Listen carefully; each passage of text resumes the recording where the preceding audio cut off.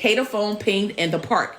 Once it pinged in the park, it pinged to Southwest Philadelphia. So the house that they pinged it to was where Gabriella was at. That's a stalker. I said she was jealous. I said she was having Keon. I said, and she knew what Keon was about to do to Kada. Before the arrest, before the body, before anyone knew the truth, one woman went live and said exactly what would happen. And me speaking on the live, seeing the guy with the dreadlocks in my vision. There you go. 2 other people are involved. It's a female. I know one female person, but there's some jealousy things going on. She saw 2 people. She saw a female. She saw jealousy. And girl, she wasn't wrong. October 18th, 2025, an anonymous caller told Philadelphia police 4 words that changed everything. Go back. They missed her. They found Kada Scott's body exactly where the caller said. DNA confirmed it. 99.9% match to her parents. But here's what nobody could have predicted. The internet was about to expose something that would make Aunt Brie's vision look like just the beginning. Let me show you what Aunt Brie said before any of this came out. 2 other people are involved. It's a female. I know one female person, but there's some jealousy things going on. Most people scrolled right past that detail. I mean, who's really paying attention to someone's aunt making predictions on social media? But after DNA testing confirmed that the body pulled from that shallow grave behind an abandoned school was Kada Scott. Right now, we're outside the Philadelphia Medical Examiner's office where they have been working to identify that body that was found yesterday. And tonight, our NBC 10 investigators have learned through their sources that body was Kada Scott. Aunt Brie's words started hitting different. It was just sad. People living near East Germantown reacting after human remains were found behind Ada Lewis Middle School. On Sunday, 2 sources familiar with the investigation tell NBC 10 investigators that the remains have been identified as Kada Scott using DNA evidence. I've been up since 3 o'clock in the morning. I don't even know what to say. I'm just like seriously in shock. On Saturday, police found the remains behind the vacant school after they say they received a tip in connection to Scott's disappearance. The 23-year-old was last seen at work about 2 weeks ago in Chestnut Hill. I have a 23-year-old daughter who works 5 minutes away from where this lady works at, same community. And it's just, devastating for something like this to happen. Since the remains were found, public officials, including Philadelphia's mayor and council president, have expressed support for Scott's family. After new charges dropped against Keon King, including arson, the internet started digging. And when information surfaced about a young woman named Gabby and her connection to this whole situation, people went back and remembered what Aunt Brie predicted. Suddenly, that detail about a jealous female wasn't sounding so far-fetched anymore. Kada Scott was 23 years old, Penn State graduate, business owner, healthcare worker, fashion designer, pageant competitor, a go-getter building something real for herself in Philadelphia. She had a boyfriend. She had a life. She had plans. Keon King was the local pharmacist, the kind of person you see in your neighborhood regularly, someone familiar, someone trusted. And that's how Gabby knew him too, as her pharmacist. She'd known him for about 4 to 5 years. Just casual, the kind of acquaintance you make when someone works in your area. Now, Gabby also knew of Kada. Not personally, but she knew of her because Kada's little sister, Gabby grew up with her. They were around 11, 12 years old back then. Kada was older, so they never really talked to her directly. But Gabby knew who she was, lived right in the back of her. So you got Keon, the pharmacist. You got Gabby, who knows Keon casually. You got Kada living near Gabby. And you got a phone call that's about to connect all these dots in the worst way possible. Here's where things start getting real. One day, before October 4th, Keon calls Gabby. She's in school down in Maryland at the time. He called her regularly just to check in, talk about whatever, sometimes about people in the neighborhood since he worked there as a pharmacist. Normal stuff. But this one was different. Keon asks Gabby if she knows Kada. Gabby says, yeah, she knows her. He says, oh yeah, I noticed she lives really close to you. Gabby confirms it. Yeah, like she lived right in the back of me. And that was it. 29 seconds. They hung up. Gabby didn't think anything of it. Why would she? He's the pharmacist. He's in the neighborhood. He sometimes mentions people around the area. It seemed harmless.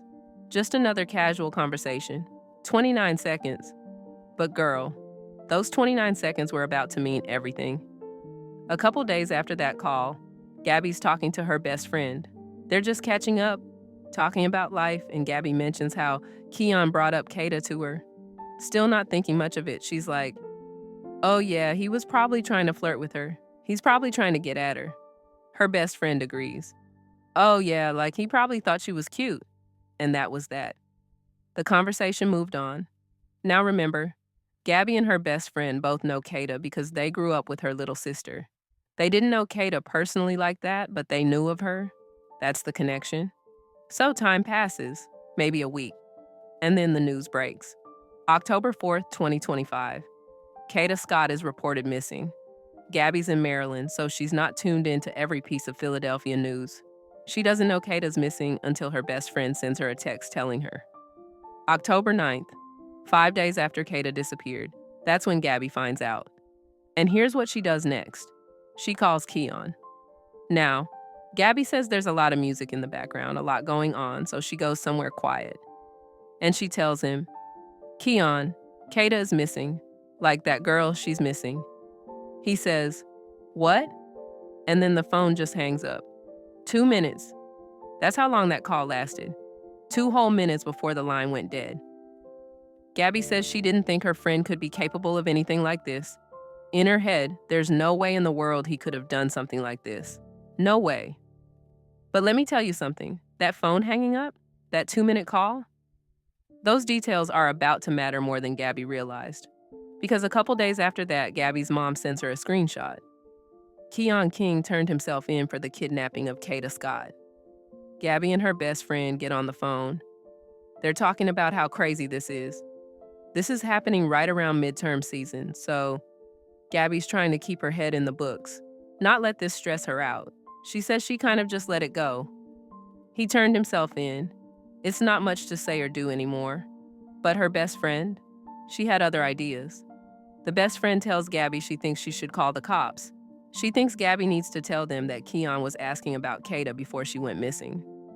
Now, Gabby's thinking, why? He already turned himself in.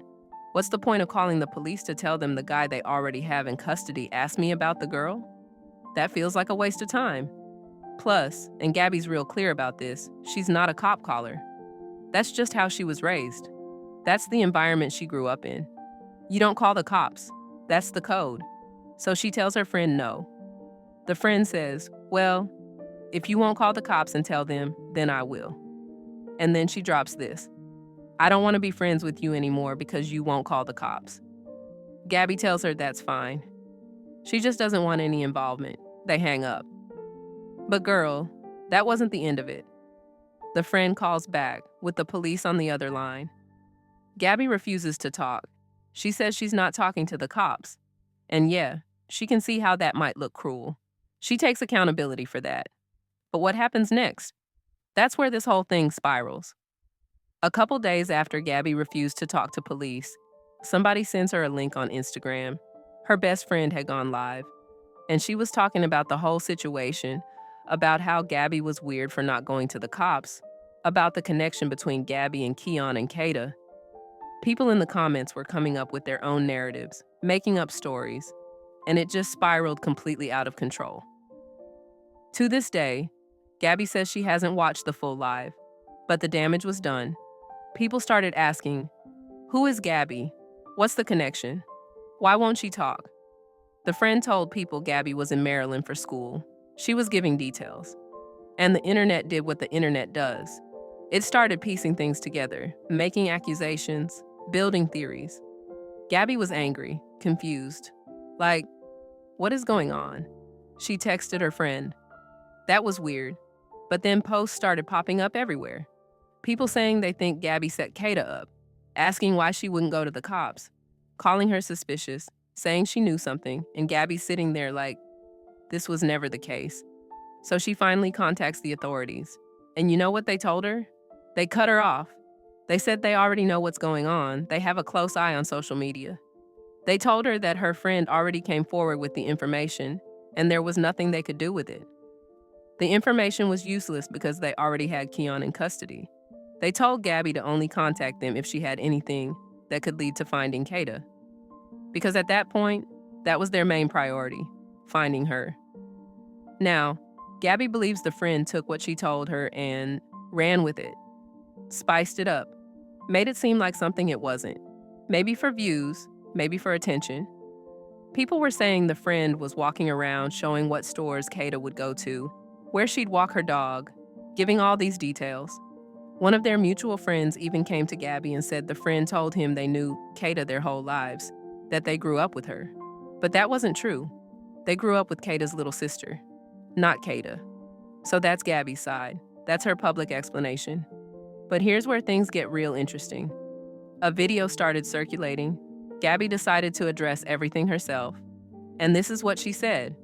Hi, my name is Gabby, and I'm going to be discussing some of the misinformations that are going around in the internet regarding me and the Kada Scott situation. So if you are unaware, Kada Scott is a girl that went missing in Philadelphia on October 4th. So I did know Keon. He was my friend. I met him about 4 or 5 years ago, and he was also the local pharmacist. Now, me and my best friend, we were also mutual friends with Keon. He was our pharmacist. So one day Keon calls me, and keep in mind, I am in school, I am in Maryland, and he will usually just call me, just to check up and talk.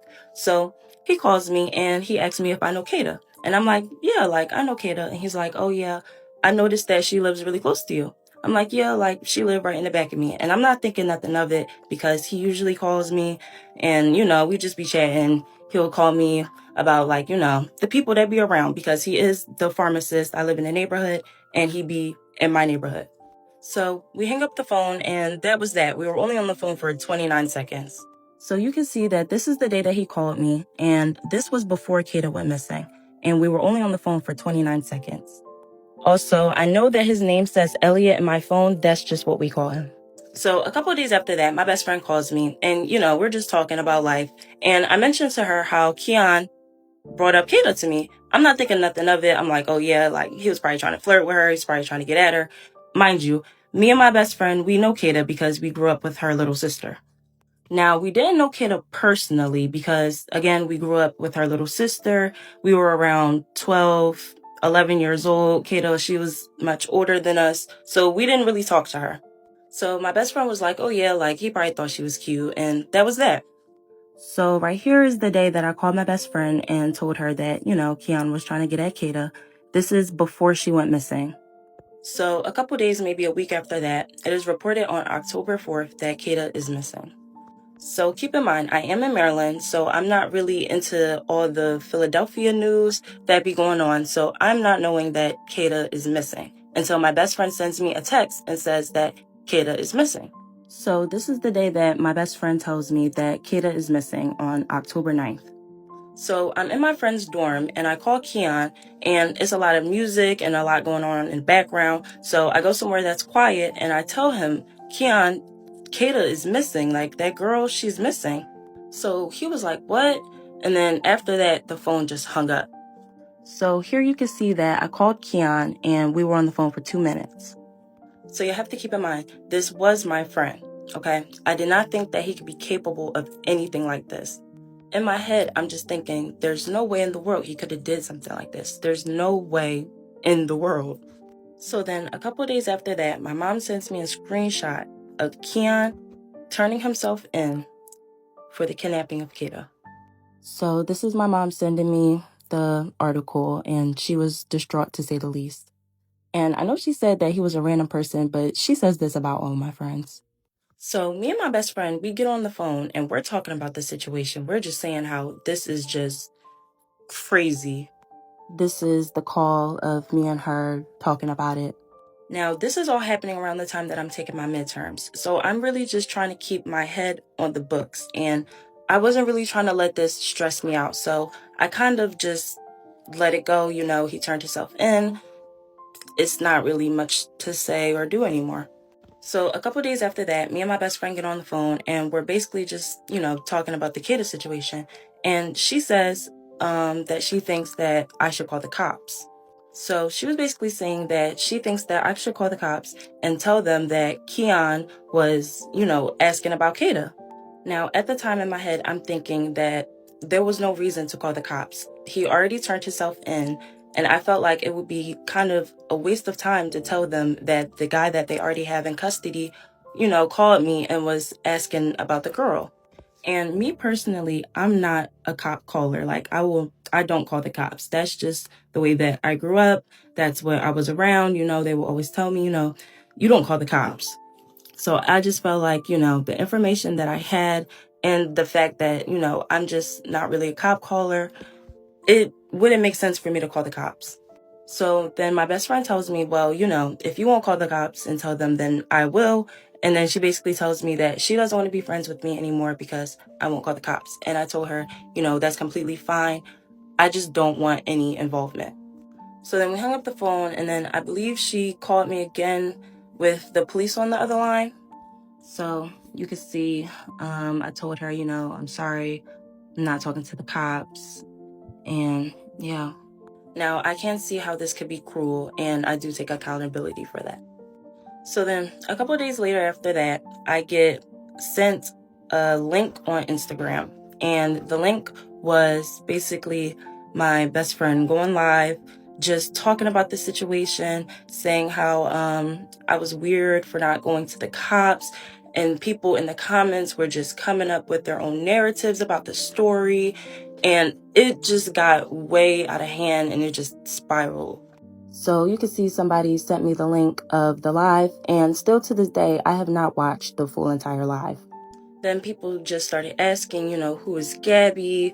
What's the connection? And, she told people that I was in Maryland for school, and it was just a whole entire thing. So, of course, I was angry and I was confused because what is going on?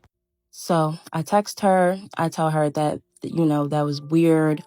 And yeah. Then I started seeing posts of people saying that they think that I set Kada up, and that why wouldn't I go to the cops, and that I was just suspicious and all of this stuff. And this was never the case. So I do end up contacting the authorities after I seen people just making up crazy stuff about me and the situation. They cut me off. They tell me that they already know what's going on, that they have a close eye on the social media. And they also tell me that my friend did come forth with the information, and they told her that there was nothing that they can do, that the information that she brought them was useless information because they already had Keon in custody, and it was just nothing for them to do with this information. They told me to contact them only if I had anything that could lead to finding Kada, because that is their main priority. Now, I do believe that the person in the live was just kind of taking what I told her and running with it and just spicing it up to make it seem like something that it wasn't, for, I don't know, maybe views. People were saying that, she was walking around and showing what stores Kada would go to, where she would walk her dog, and just stuff like that. I also had one of our mutual friends come to me, and he told me that she told him that we knew Kada our whole lives and like we grew up with her, which wasn't the case because we grew up with her little sister. Now, I do think that the person in the live was taking what I told them and kind of just running with it and spicing it up to make it seem like it was way bigger than what it was. And I basically think this because I had a mutual friend that came to me and said that she came to them and told them that we knew Kada our whole life and that we grew up with Kada, when that wasn't the case. We grew up with her little sister.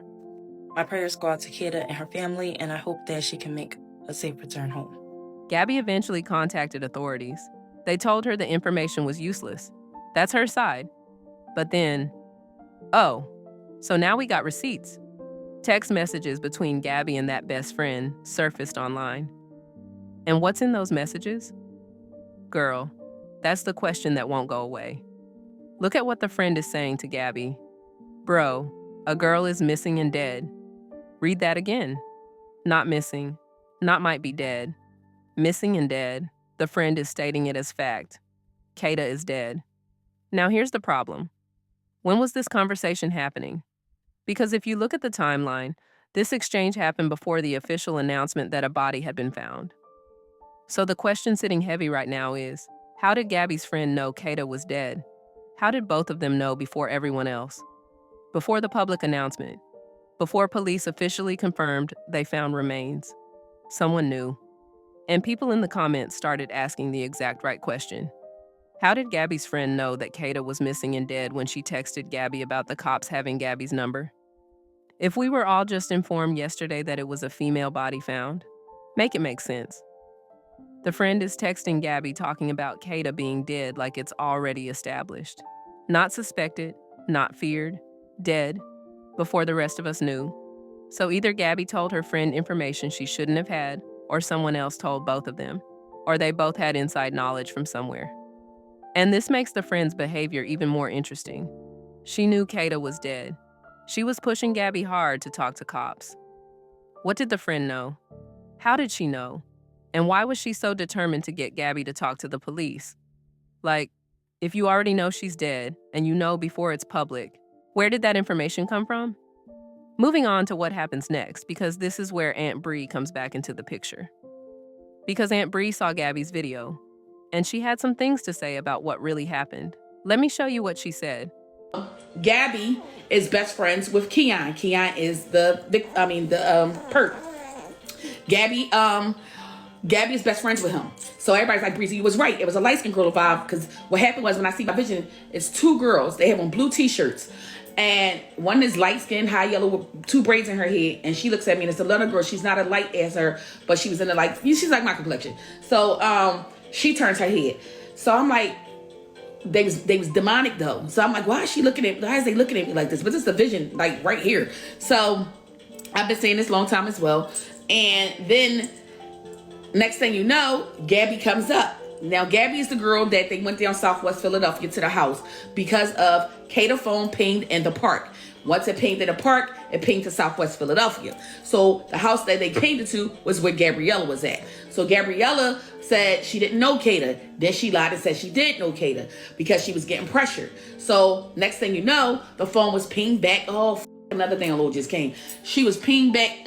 Thank you, Spirit. I love you, Spirit. I swear I love my tribe and my ancestors for what they do. All right, so that was a moment.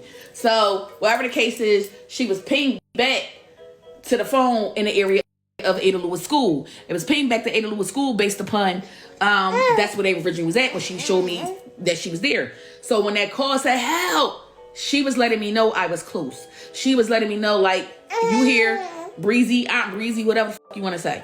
All right, baby, I'm sorry. She was like, it was like she was here.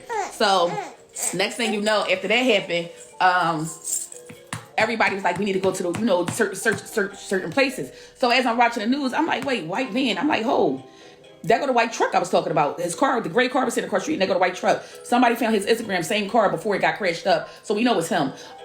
Moving along, not to bounce all over the place. So Gabby is best friends with him. Now, it was a little girl on TikTok that everybody brought to my attention when she was talking about him and how she knew him. Now, her best friend is the girl who gave me the info. And she lied to me because she didn't know. She told me she didn't know him before. But apparently the girl was on there talking about Kada, how she walks her dog and, things like that. And they, all above. So that's stalker. That's a stalker. I said she was jealous. I said she was having Keon. I said, and she knew what Keon was about to do to Kada because Keon asked her, where do Kada live at? Where does she work at? And all the above. Now, he knew Kada already. It's not a mystery he didn't know Kada. He definitely knows Kada. I want y'all to understand, it was never that he was a stranger to Kada. He knew Kada. He knew who Kada was as a person. Kada knew him as a person. But it was not supposed to go to this level because Kada was not in a relationship with him. She was in a relationship with somebody else. Please, you was not getting up here. She was in a relationship with somebody else. So with that being said, as she was in a relationship with somebody else, let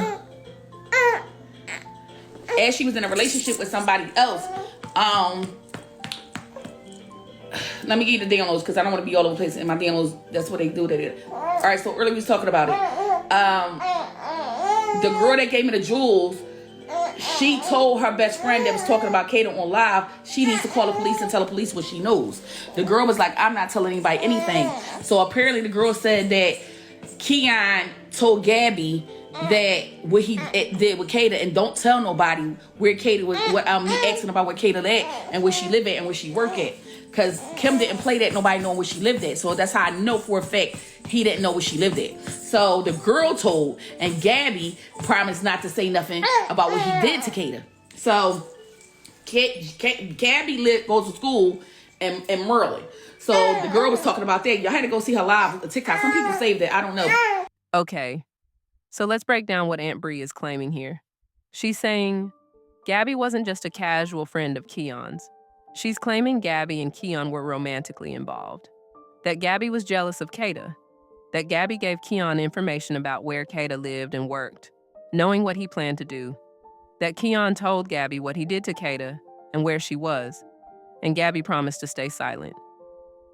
Aunt Brie also claims Kada's phone pinged at Gabby's house in Southwest Philadelphia before pinging back to Ada Lewis School. And remember, Aunt Brie said there was a jealous female involved before any of this came out. Some of her predictions were accurate. The abandoned building, the location between work and the park, the guy with the dreadlocks, and some other things she said. Now let's be real clear about what we know versus what's being claimed. Kada Scott is deceased. DNA confirmed it. 99.9% match to her parents. Keon King is in custody. $2.5 million bail. Additional charges coming, including arson. Gabby admits Keon called her about Kada before October 4th. Gabby admits she didn't come forward for 2 weeks while people searched. Text messages show Gabby's friends stating Kada was dead before the official announcement. An anonymous tip led police to Kada's exact location. Those are facts.